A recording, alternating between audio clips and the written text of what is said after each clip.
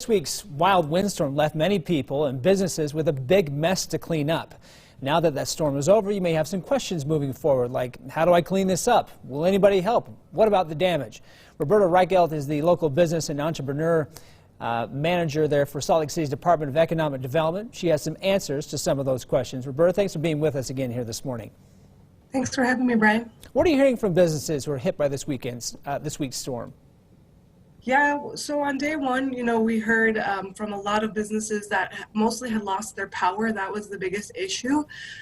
Some minor damage we were reported to windows and facades of the building, but luckily not too much. And by day two, we still heard from about half the businesses still didn't have power. So we're hoping today that has pretty much been cleared up with Rocky Mountain Power and businesses are back and operating. Now, we've seen some improvement there as far as power goes. I know we were reporting yesterday 175,000 people without power. That's at least down to 60,000 this morning. What's happening with the cleanup there for some of those people who still have trees in either in their businesses or in the road that they're dealing with? Yeah, so there's a number available. It was Salt Lake City that you can report down trees that are in the right-of-way. Right now, the city's only able to clean up that, like basically in the streets and the front of people's property right now. Private property, we've seen all hands on deck, volunteers coming across the neighborhood, helping businesses clean these up to get back to operation as fast as they can. There's also a damage assessment survey that's being distributed through Salt Lake City and the Salt Lake County Emergency Management. It's short and easy, and it will help inform decisions for recovery resources that might become available through the city and county.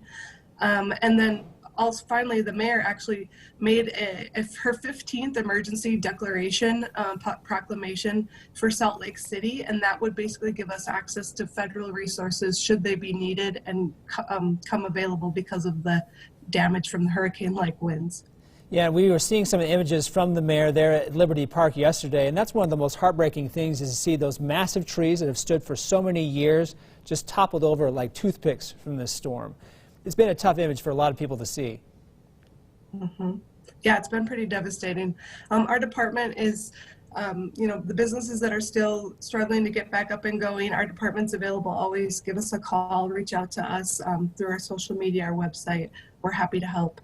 Now, you mentioned there's a place that you need people to reach out to, and I want you to just give us that one more time here, because it's not just for businesses you mentioned, but for people who have trees lying in their streets that the city can take care of. Where do they go to be able to make that connection so they can have the help from the city? Yeah, that phone number is available on www.slc.gov, and you can find that 801 number to give a call out to help someone come clear your property. Okay, that makes it easy. So slc.gov, we'll have a link on our website at abc4.com/GMU. Talking this morning with Roberta Reichelt. She's the economic development. She was with Salt Lake City's Department of Economic Development. Thanks for talking with us today, Roberta. Thanks, Brian.